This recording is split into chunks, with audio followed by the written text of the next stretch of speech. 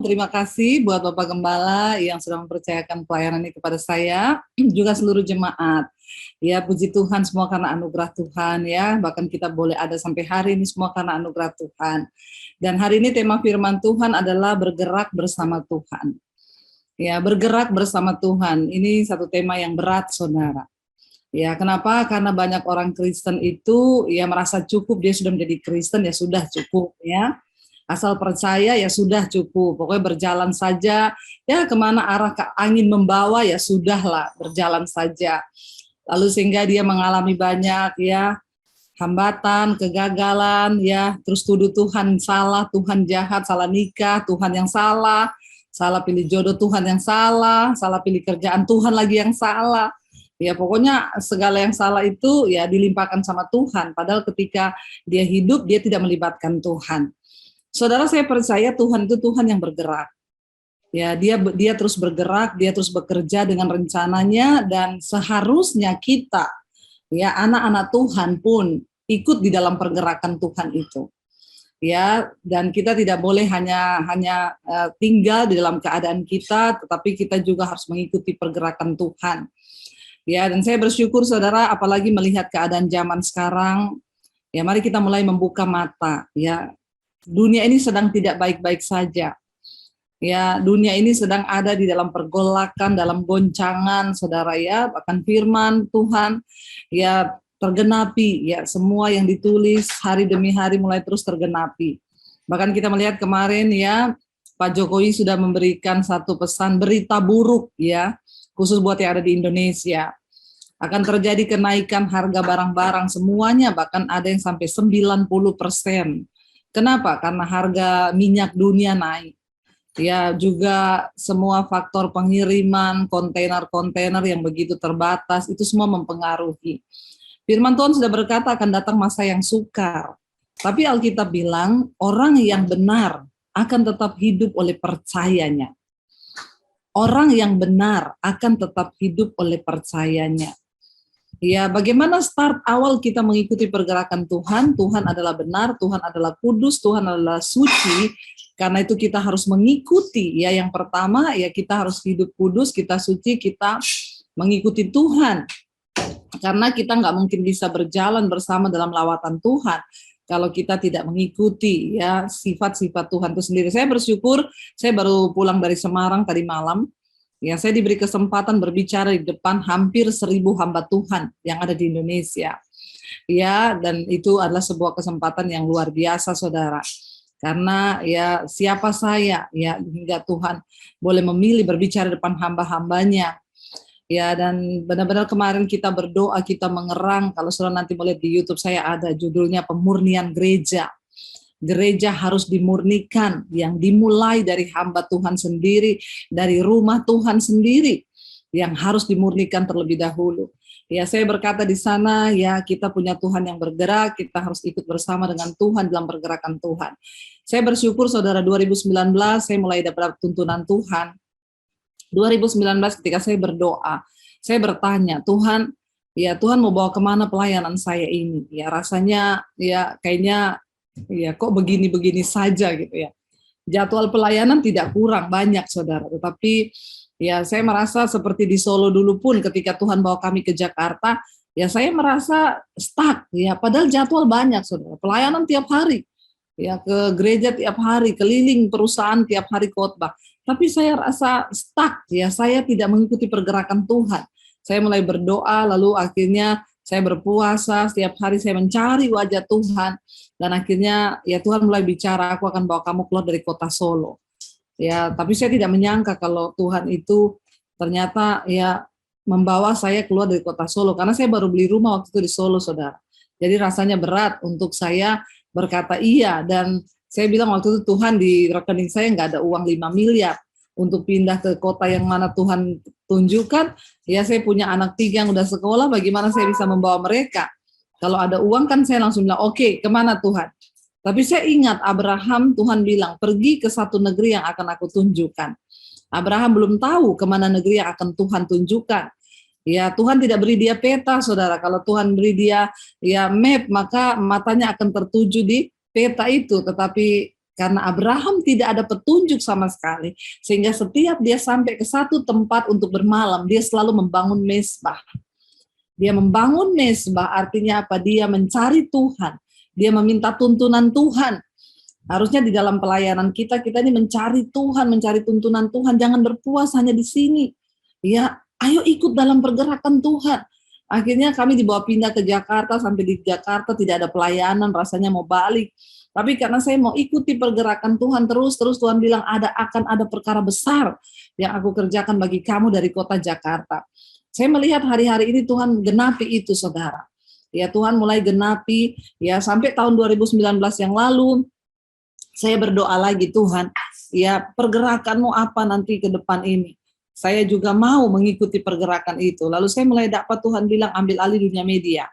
Tahun depan, aku akan memberikan engkau tuaian, bukan cuma di Indonesia, dari bangsa-bangsa tuaiannya. Bahkan berkat bangsa-bangsa akan mengalir kepadamu. Saya pikir terlalu alay, terlalu berhalusinasi kayaknya ya memikirkan tuaian bangsa-bangsa, berkat bangsa-bangsa. Tapi itu janji Tuhan. Ya, lalu saya bilang ke suami saya, dan Tuhan bilang, saya bilang ke suami saya, Tuhan bilang kita harus cepat sediakan wadah. Wadah apa saya pikir? Wadahnya apa? Ya, gereja. Nggak mungkin kalau gereja Tuhan tuaian bangsa-bangsa. Ya, lalu Tuhan bicara media. Waktu Tuhan bicara media, saya pikir itu TV, saudara. Lalu saya datangi beberapa stasiun TV swasta di Jakarta. Ada satu teman juga yang kerja di situ, saya tanya, kalau saya mau siaran di tempatmu, gimana caranya? Ya, mau siaran khotbah. Oh, Ibu bikin siaran dulu syuting, tapi harus di studio kami ya Bu, karena itu sesuai standar dari kualitas TV. Berarti di studio kami satu kali syuting itu bayar 6 juta. Jadi kalau Ibu harus bikin 10 minimal ada 10 episode dulu. Ya, jadi kalau 10 episode kali 6 juta berarti 60 juta. Lalu saya tanya, itu udah pasti ditayangkan belum? Nanti kita lihat dulu layak tayang atau tidak. Jadi saya pikir udah bayar 60 juta, belum pasti tayang. Ya, aduh, kayaknya saya mundur, saya bilang. Enggak lah, saya mundur. Saudara tahu sekarang stasiun TV itu yang dulu pernah menolak saya, memohon kepada saya untuk bekerja sama. Ibu, kami mau kerja sama dengan Ibu mau tayang berapa kali kami ikut. Kami tanggung semua make up, kami tanggung untuk busana, pakaian fashion dari kami, studio pakai punya kami, semua peralatan dari kami. Ibu mau minta PK berapa, kita setujui. Saya bilang saya berdoa dulu. Ya saudara, ya saya melihat bagaimana Tuhan itu membalikan keadaan. Ya lalu akhirnya saya mundur ketika itu ditolak, ya udah saya mundur, saya berdoa saudara. Lalu akhirnya saya pelayanan di satu kali di Bali, tapi saya tetap bilang, saya mau Tuhan, saya mau. Kalau itu Tuhan mau saya bergerak di sana, saya mau. Saya pelayanan di Bali, ya saya waktu itu sama mami saya di kafe, saya lagi tunggu orang, saya lihat ada orang syuting-syuting di situ, saudara. Saya tanya sama produsernya di samping meja saya, ini lagi syuting apa? Oh, kita lagi bikin siaran TV, Bu. Di mana? Di YouTube. Oh, bisa bikin TV di YouTube. Oh iya, dia bilang sekarang artis semua beralih ke YouTube. YouTube itu lintas budaya, lintas agama, lintas benua. Saya mulai berdoa, saya bilang, oh berarti saya juga bisa ya bikin begitu ya. Ya produsernya itu agak menatap saya dengan muka yang agak-agak mengajak berantem gitu ya. Dia ngomong sama saya begini, ya semua juga orang bisa, Ibu emang punya konten apa? Ya, terus saya bilang, coba Bapak klik nama saya di YouTube, coba ketik Pak. Dia tanya siapa, coba ketik Debbie Basjir gitu. Karena ada beberapa gereja yang sudah angkat-angkat khotbah saya. Dia buka, dia bilang, oh ini ada Ibu, sampai ratusan ribu yang nonton, berarti Ibu sudah punya nama di YouTube, berarti bisa saya bikin. Bisa banget Bu.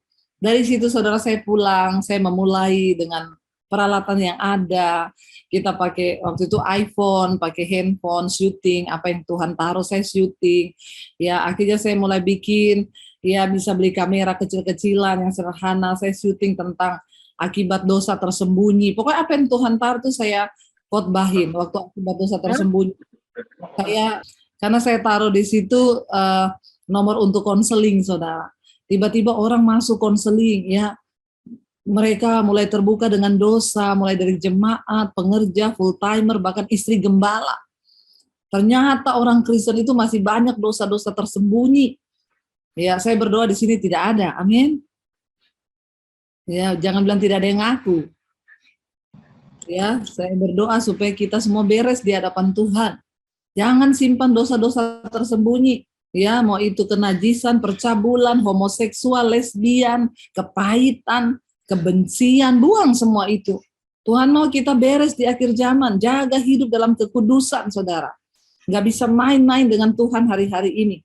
Mulai dari pendeta sampai ke jemaat biasa, kita tuntutannya untuk bisa bergerak bersama Tuhan. Karena kita nggak ada pilihan hari-hari ini. Waktu ke depan akan semakin berat. Ya, akan terjadi masa-masa sulit. Tidak ada pilihan lain selain membangun imanmu. Karena Alkitab bilang akan terjadi masa yang sukar, tapi orang yang benar akan tetap hidup oleh percayanya kepada firman. Ya, jadi ya pegang Tuhan aja. Akhirnya saya mulai bikin, saudara, siapa yang sangka 2020 awal, itu saya kan sudah mau buka gereja. Jadi saya sudah bergumul. Ya, beberapa teman hamba Tuhan juga meneguhkan, sudah waktunya kamu buka gereja. Kurang iman, gak mau melangkah. Gini. Saya bilang saya bukan kurang iman. Ya, saudara ingat ya, tidak ada pendeta hebat yang bisa beri saudara nasihat sesuai dengan firman, kecuali dirimu sendiri yang bergumul dengan Tuhan. Ya, saya melihat saudara, beberapa pendeta mendukung saya, buka gereja udah waktunya, kurang iman, bergerak, nanti kita dukung. Saya tetap berdoa, Tuhan, kalau ini bukan kehendakmu, saya tidak mau. Saya mau melakukan kehendak Tuhan saja. Karena buat saya melakukan yang bukan kehendak Tuhan, buang waktu, buang tenaga, buang pikiran. Akhirnya saya berdoa, awal Februari, saudara, udah mau bayar sewa di gedung di satu mall. Besoknya saya udah mau bayar sewa awal Februari 2020. Saya berdoa, Tuhan, saya udah mau transfer uang DP untuk sewa gedung. Kalau ini bukan rencanamu, Tuhan hentikan, Tuhan cegah. Tapi kalau ini rencanamu, jalannya mulus. Tiba-tiba saya udah mau transfer, saudara, saya telepon orangnya, saya bilang gini, bang, itu saya udah mau transfer, tapi terlintas satu kalimat di benak saya, pindah hari. Coba pindah hari atau pindah jam. Saya bilang, kalau saya mau pindah hari atau pindah jam, aduh Bu, kalau pindah hari atau pindah jam, itu berarti kita harus meeting dulu, karena harga bisa berubah. Jadi Ibu jangan transfer dulu deh, mending. Saya meeting. Sambil nunggu dia meeting, saudara, sama orang gedung, nggak ada kabar, tiba-tiba lockdown. Tiba-tiba gereja tutup, nggak boleh beribadah. Jadi Tuhan meluputkan, saudara. Itulah kalau kita ini bergerak bersama Tuhan. Ya, Tuhan itu tidak pernah kurang cara. Ya, kalau asal kita memang rindu. Akhirnya saya dapat, bukan, waktu lockdown, jemaat bingung mau beribadah kemana. Saya sudah punya channel YouTube waktu itu. Ya, dan waktu itu saya ingat banget 50.000 subscriber saya. Ya, saya udah dapat fasilitas bisa live streaming. Ya, waktu saya bikin channel YouTube awal-awal, pendeta-pendeta di Indonesia menyindir. Pendeta sekarang bukan cari jiwa, cari subscribe. Ya, katanya sukanya, dia pikir subscribe itu bukan jiwa. Emang yang subscribe itu kambing. Kan yang subscribe itu juga orang. Itu kan juga jiwa. Ya, kecuali kambing ya bukan jiwa lah, saudara ya. Lalu saya cuma ya wes lah, mau diomongin apa, saya cuek aja. Begitu lockdown, kebingungan, semua pengen bikin YouTube, tapi kalau belum memenuhi standar nggak bisa live streaming. Akhirnya pada WA, Bu, bantu cariin subscribe dong. Saya bilang jangan cari subscribe, dari jiwa saja. Akhirnya saudara, ya saya melihat bagaimana jemaat bingung, saudara. Apalagi di Indonesia, mereka mau cari bagaimana ini gereja. Ya, lalu saya menemukan mesbah doa itu bukan konten yang kita cari-cari. Itu tidak sengaja. Jadi gara-gara saya dapat pemberitahuan dari YouTube, selamat Debbie Basir TV, Anda bisa live streaming, Anda bisa siaran langsung dari HP. Ya, jadi saya iseng waktu saya buka itu, saya pencet gambar kamera. Tiba-tiba tuh sudah live, saudara. Ya, orang udah masuk, Shalom Bu, waktu itu lagi tayangan mayat-mayat bergelimpangan itu di mana ya, dikuburin semua orang COVID. Ya, jadi saya tuh ternyata udah live, orang udah masuk, udah shalom bu, kita mau ngapain? Saya tuh cuma pakai hati gini, iya shalom, shalom, shalom. Ya mereka bilang, ibu apa yang terjadi sekarang? Ini orang mati nih, mau kiamat apa-apa bu? Saya bilang sabar, ayo bu kita berdoa. Lah suami saya di situ ngomong, kamu itu live, matiin, matiin, matiin. Dia suruh saya matiin, saudara. Saya bilang, saya nggak tahu bagaimana ini matiin orang, udah banyak orang masuk. Akhirnya karena dia udah ada di keyboard, saya bilang, ayo nyanyi, angkat pujian yuk, kita nyembah Tuhan. Malam itu kami nyembah Tuhan cuma lewat HP, saudara. Yang ikut waktu itu hampir 5 ribuan, mereka semua kirim ya apa nangis gitu ya Bu, kita apa butuh kekuatan jemaat hari-hari ini butuh, besok lagi ya Bu. Dari situ saudara, dari 2020 Maret ya sampai hari ini, nanti tanggal 28 Maret 2 tahun ya, bahkan sekarang udah ada mesbah syukur ya, sekarang mesbah doa yang nonton 60.000, 70.000, mesbah syukur pagi juga hampir 70.000. Kita bayangkan saudara, kita mau menyediakan gedung gereja sebesar apa untuk menampung orang 70.000, dan itu yang kehitung masuk YouTube ya, akun YouTube. Tapi kan yang nonton sebenarnya mereka nonton di TV, kirim foto satu keluarga. Ya, ada yang satu RT, ada yang sekolah Alkitab, satu asrama. Saya melihat bagaimana Tuhan melakukan ya dari 50.000 setiap hari nambah 1.000 subscriber, 1.000 waktu pas pandemi, sekarang 500.000, puji Tuhan saudara. Ya, saya melihat bagaimana Tuhan itu bekerja. Ayo saudara, Dia Tuhan yang masih mau menuntun kita. Sayang kalau waktu kita yang kita jalani bersama Tuhan, kita ngaku orang percaya, tapi kita tidak mengalami tuntunan Tuhan. Ya, dalam segala hal Tuhan itu mau menuntun, mau memberi yang terbaik. Saya pengen kita baca ayat dulu yuk. Keluaran pasal 33. Keluaran pasal 33 ayat yang pertama mulai kita akan baca saudara ya. Keluaran 33 sampai ayat yang ke-23 ya. Kita baca secara bergantian boleh ya. Keluaran 33, judul perikopnya di sana, Musa meminta penyertaan Tuhan di gurun. Ya, ayat yang pertama, berfirmanlah Tuhan kepada Musa, pergilah, berjalanlah dari sini, engkau dan bangsa itu, yang telah kupimpin keluar dari tanah Mesir ke negeri yang telah kujanjikan dengan sumpah kepada Abraham, Ishak dan Yakub. Demikian kepada keturunan mula akan kuberikan negeri itu. 2, aku akan mengutus ya seorang malaikat berjalan di depanmu dan akan menghalau orang Kanaan, orang Amori, orang Het, orang Feris, orang Hewi, dan orang Yebus. Ya, ayat 3, yakni ke suatu negeri yang berlimpah-limpah susu dan madu, sebab aku tidak akan berjalan di tengah-tengahmu, karena engkau ini bangsa yang tegar tengkuk, supaya aku jangan membinasakan engkau di jalan. Saudara, ya kira-kira ya Tuhan itu berkata kepada Musa, kamu pergi berjalan untuk menggenapi dan memperoleh janji yang aku berikan. Engkau akan menduduki satu negeri yang penuh susu dan madu. Dan bukan cuma itu, Tuhan bilang, kamu berjalan, aku akan memberi seorang malaikat untuk mengikuti engkau. Malaikat itu yang akan berperang melawan bangsa-bangsa musuhmu. Ya, malaikat itu yang akan menghalau orang Kanaan, orang Amori, orang Het, orang Feris, orang Hewi, dan orang Yebus. Tapi Tuhan bilang, tetapi aku tidak bersama-sama dengan engkau. Malaikatku saja.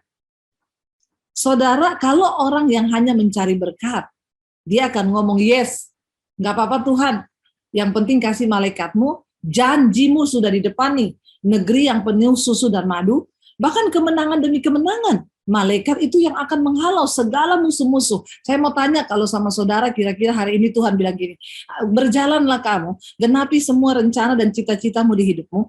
Tuhan, aku akan memberikan padamu malaikat. Malaikat itu yang akan memberi engkau kemenangan dalam bisnismu, dalam usahamu, dalam segala yang kau lakukan. Engkau akan diberi berkat-berkat-berkat. Tetapi aku nggak bersama-sama dengan engkau, malaikatku saja. Kalau orang Kristen sekarang jawabnya apa? Jujur. Menang dalam bisnis, menang dalam usaha, menang dalam segala hal, kesuksesan demi kesuksesan didapat. Ya, kemenangan, bahkan mencapai tanah perjanjian. Tapi Tuhan bilang, aku nggak sama-sama dengan engkau. Kalau orang Kristen zaman sekarang langsung jawabnya apa? Nggak apa-apa Tuhan. Oke, yang penting kemenangan jadi milikku, harta jadi milikku. Nggak usah diomongin gitu aja. Sekarang udah pada nggak peduli Tuhan kok. Berapa banyak gereja-gereja yang sekarang nggak peduli Tuhan mau hadir atau tidak di gerejanya. Bahkan banyak yang Tuhan sudah nggak ada di gereja itu. Mereka masih beribadah, mereka masih menyembah Tuhan, dia pikir Tuhan masih ada di sana. Padahal Tuhan udah nggak ada, Tuhan sudah melangkah keluar. Tuhan sudah tidak lagi berada di tempat itu. Saudara, kenapa? Karena ya orang-orang di situ sudah tidak menginginkan lagi kehadiran, mereka cuma cari berkat. Bukan pribadi Tuhan lagi yang mereka cari. Ya, ke gereja kenapa? Supaya usaha saya diberkati. Ke gereja kenapa? Supaya anak-anak saya diberkati. Ke gereja kenapa? Saya itu paling males kalau lihat orang Kristen kirim pokok doa. Bu, tolong doakan. 1, suami sukses dalam bisnis. 2, anak-anak sukses dalam karir. 3, anak saya balas pret. Ya, saya tidak terima titipan doa. Apalagi doa yang macam begini. Saudara, apa yang kita butuhkan lebih daripada berkat-berkatnya? Perkenanan Tuhan. Ya, Musa menyadari hal itu. Buat apa semua kemenangan? Buat apa? Kalau Tuhan tidak bersama-sama denganku lagi. Ya, cuma diberi malaikatnya yang menyertai. Tapi orang Kristen zaman now langsung mau itu. Langsung, yes Tuhan, enggak apa-apa, engkau enggak ada. Ya, Tuhan juga udah enggak ada di gereja juga, udah enggak peduli kok. Ya, yang penting perpuluhan masuk, buah sulung masuk. Ya, jemaat enggak masuk juga enggak apa-apa. Tuhan juga udah nggak masuk, nggak apa-apa, yang penting duit masuk. Benar nggak saudara? Dengan pandemi ini, pemurnian gereja terjadi, apalagi di Jakarta. Banyak gedung gereja yang mau dijual, Pak, kalau mau beli, Pak. Di mall-mall banyak, puluhan miliar. Mau, Pak? Udah nggak bisa bayar maintenance. Segala sesuatu yang tidak murni dari Tuhan akan dihancurkan, saudara. Jangan main-main dengan Tuhan. Jangan anggap remeh Tuhan. Jangan kita tidak menghormati Tuhan. Tuhan sudah berjanji kepada Imam Eli, aku akan mengokohkan kerajaanmu dan anak-anakmu serta kaum keturunanmu. Tetapi karena engkau tidak menghormati aku, anak-anakmu makan daging persembahan yang dikhususkan untuk Tuhan di atas mezbah. Sudah ada bagian Imam Eli, makan yang di atas mezbah. Semua dimakan, dilahap. Sekarang gereja-gereja Tuhan begitu. Yang penting uang dimakan semua, nggak peduli saudara. Uang misi itu miliaran, nggak pernah keluar. Disahamkan. Sehingga sekarang banyak pendeta di Jakarta yang kena saham. Saya bilang syukur deh lu. Lihat apa yang terjadi hari-hari ini. Orang berpikir Tuhan itu nggak ada. Mereka tidak menghormati Tuhan. Mereka tidak lagi menghargai kehadiran Tuhan. Ya, tetapi Musa menyadari. Dia berkata apa saudara? Ya, Tuhan bilang ayat 3, ya, engkau akan dibawa ke satu negeri yang berlimpah-limpah susu dan madu, ada berkat yang banyak. Ya, tapi aku tidak akan berjalan di tengah-tengahmu karena engkau ini bangsa yang tegar tengkuk, supaya aku jangan membinasakan engkau di jalan. Karena Tuhan itu kudus, mereka tidak kudus. Nanti kalau di tengah jalan mereka tidak kudus, murka Tuhan bisa turun atas mereka. Lalu ketika bangsa itu mendengar ancaman yang mengerikan itu, ini ancaman yang mengerikan loh saudara. Nggak tahu kalau bagi gereja Tuhan atau umat Tuhan sekarang itu sudah tidak mengerikan lagi. Ya, ketika mereka mendengar ancaman yang mengerikan itu, berkabunglah mereka dan seorang pun tidak ada yang memakai perhiasannya. Respon yang benar. Ya, respon yang benar itu yang Tuhan tunggu dari hidup kita. Bagaimana cara pandang kita terhadap kehadiran Tuhan? Bagaimana kita ini mau berjalan bersama-sama dengan Tuhan, bergerak bersama-sama dengan Tuhan? Ya, dikatakan ketika mereka mendengar ancaman yang mengerikan itu, berkabunglah mereka. Ya, menangis mereka saudara. Seorang pun tidak ada yang memakai perhiasan. Kenapa dikatakan perhiasan? Perhiasan berbicara tentang keakuan, perhiasan berbicara tentang kebanggaan diri, perhiasan berbicara tentang kehebatan kita, apa yang kita banggakan, apa yang kita andalkan. Itu bicara tentang perhiasan. Tuhan mau engkau tanggalkan semua itu. Tanggalkan apa yang menjadi kebanggaan kita. Apa yang menjadi, ada orang-orang yang punya kebanggaan ketika dia sudah punya status, ketika dia sudah punya jabatan, ketika dia punya gedung gereja yang megah. Ada orang-orang yang merasa kalau dia sudah punya harta, maka itu akan menjadi perhiasannya dan itu cukup untuk menjadi hal yang membuat dirinya terlihat mulia.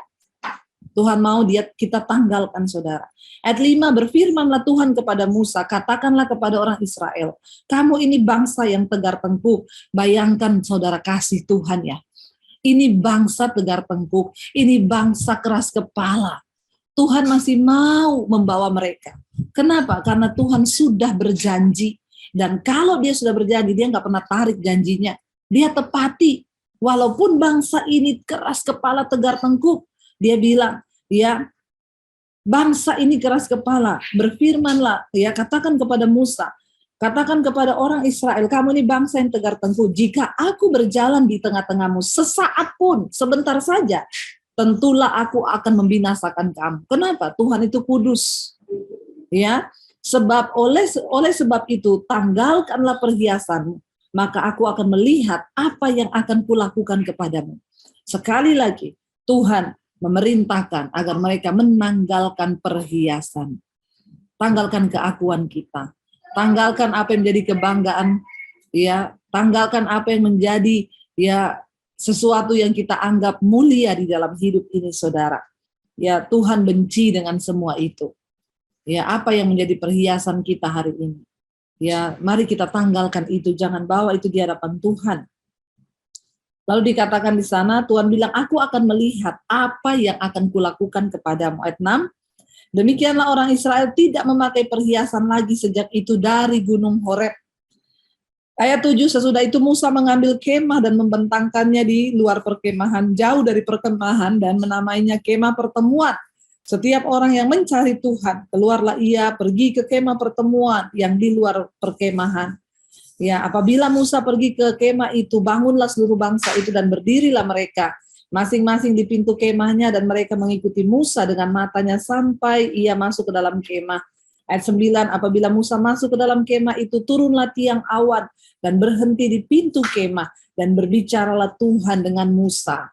Ayat 10, setelah seluruh bangsa itu melihat tiang awan berhenti di pintu kemah, maka mereka bangun dan sujud menyembah masing-masing di pintu kemahnya. Dan Tuhan berbicara kepada Musa dengan berhadapan muka seperti orang berbicara kepada temannya. Wow, saudara, ya, Tuhan berbicara. Saya kasihan kalau sekarang banyak orang Kristen yang sudah tidak percaya bahwa Tuhan masih berbicara. Karena dia sudah tidak mengalami Tuhan. Ya, karena dia sudah banyak orang Kristen yang kalau dengar saya khotbah, apa iya ibu bisa berbicara dengan Tuhan, hebat banget. Hei, sayang, jadilah sesuai iman. Ya, kalau engkau tidak percaya maka engkau tidak akan pernah mengalami Tuhan. Ya, ayat 11, dan Tuhan berbicara kepada Musa dengan berhadapan muka dengan muka seperti seorang berbicara kepada temannya.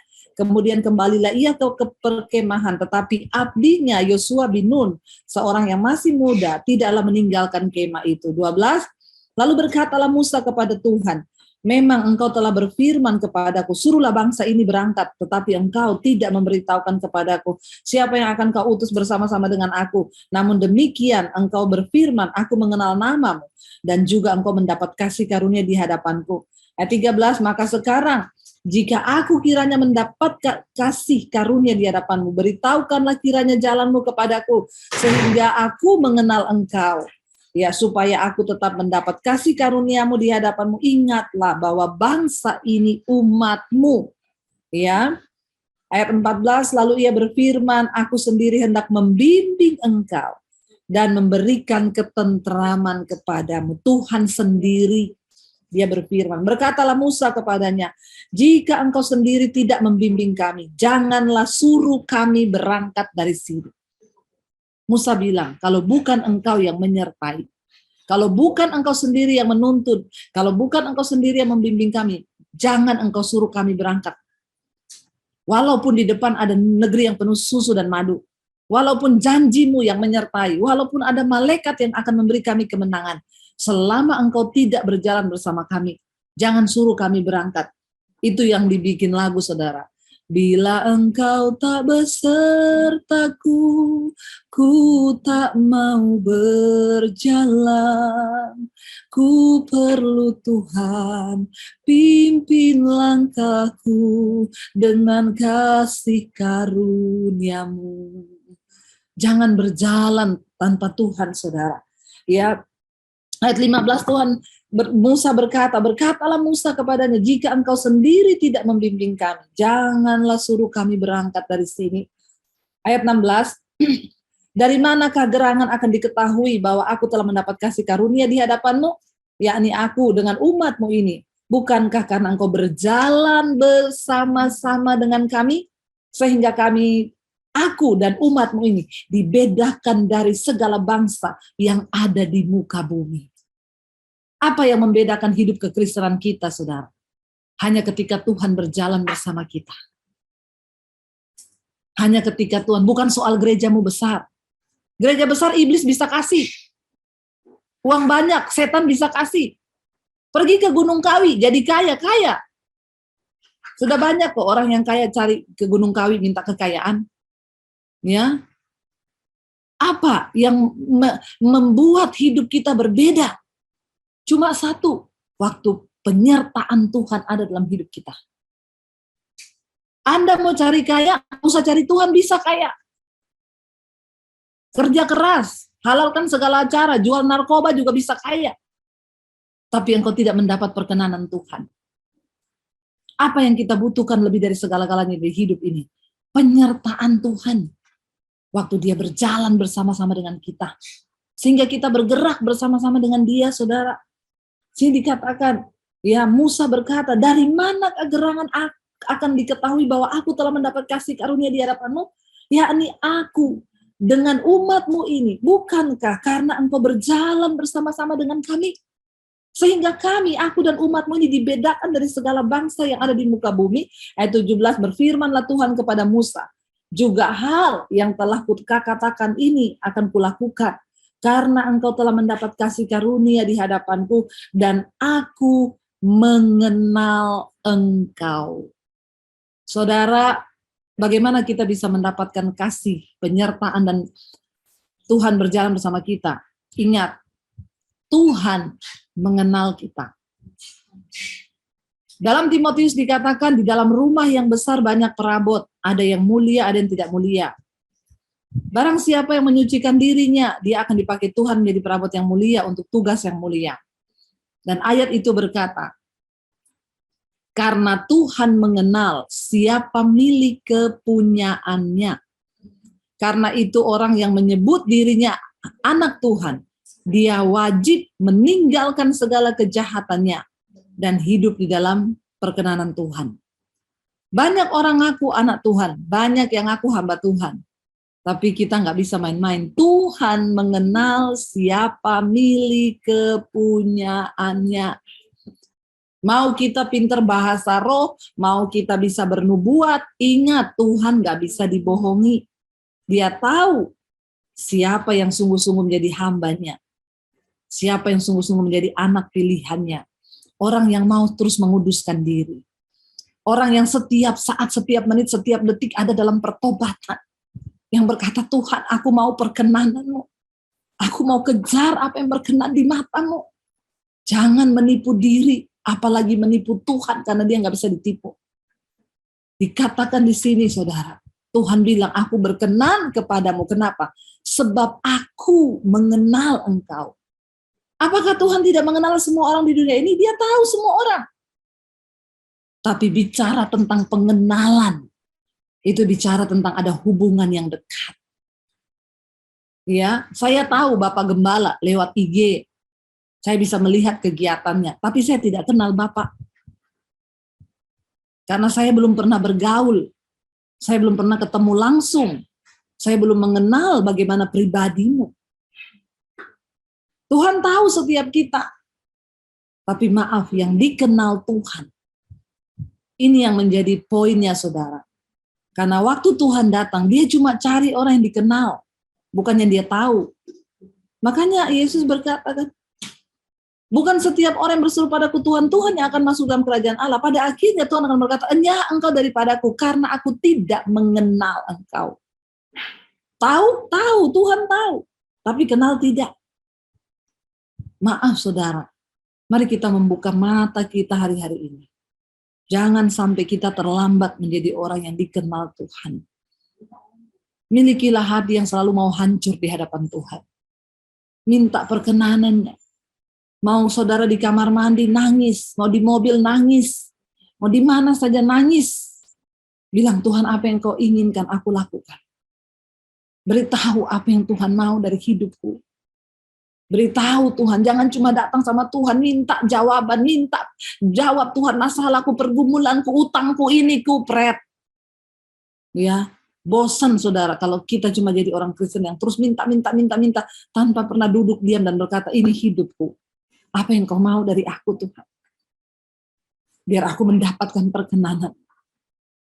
Duduk di kaki Tuhan, bilang, bila engkau tak besertaku, aku tidak mau berjalan. Aku tidak mau Tuhan. Pegang tanganku, tuntun langkahku. Cuma ketika engkau beserta, aku mau berjalan bersama. Dalam segala hal kita harus meminta kehendak Tuhan. Kau harus berani berkata, di depanku ada perkara yang menggiurkan, tapi Tuhan batalkan kalau ini bukan kehendak-Mu. Tuhan halaukan kalau ini bukan kehendak-Mu. Berani enggak kita berkata seperti itu, saudara? Tapi yang namanya orang Kristen kalau sudah lihat berkat, dah dia pikir itu berkat. Tapi ketika kita mau berjalan bersama Tuhan, minta kepekaan dari Tuhan, supaya kita boleh berjalan bersama-sama dengan Tuhan. Musa bilang, Tuhan, cuma satu yang menjadi tanda bahwa aku mendapatkan perkenanan-Mu, yaitu apabila Engkau berjalan bersama kami. Musa nggak peduli soal berkat. Dia nggak peduli soal negeri yang penuh susu dan madu. Dia nggak peduli soal kemenangan dari orang Amori, dari segala suku-suku yang akan membinasakan mereka. Dia nggak peduli semua itu. Dia cuma peduli satu, Tuhan berjalan bersamaku. Berjalan di dalam rumah tanggaku buat anak-anakku. Berjalan di dalam pelayananku. Berjalan di dalam apapun yang aku lakukan. Cuma itu yang dia peduli, saudara. Mari kita bertobat hari-hari ini. Sudah terlalu sering kita hanya mencari berkat-Nya, tapi kita lupa meminta perkenan-Nya di dalam hidup kita. Mari kita datang pada Tuhan. Saya minta Pak Gembala kita nyanyikan lagu ini, bila Engkau tak besertaku. Ya, kita mau datang di hadapan hadirat Tuhan. Kita mau bilang kepada Tuhan, biarlah Tuhan penyertaan itu segala-galanya. Bapa, biarlah Engkau terus yang menuntun kami, tuntun langkah-langkah hidup kami, berjalan bersama kami Tuhan. Seperti Musa, dia tidak peduli akan kemenangan, dia nggak peduli akan janji berkat di depannya. Dia cuma peduli bagaimana Tuhan beserta. Terima kasih Tuhan kalau Engkau mengingatkan kami hari ini. Berkati anak-anak-Mu Tuhan, berkati gereja-Mu Bapa. Bawa setiap kami untuk ada dalam perkenanan-Mu di hari-hari yang terakhir ini. Agar kami boleh mencapai apa yang Tuhan mau dalam hidup kami. Hamba sudah selesai berbicara, biar Roh Kudus yang akan meteraikan firman. Dalam nama Yesus kami berdoa mengucap syukur, haleluya, amin.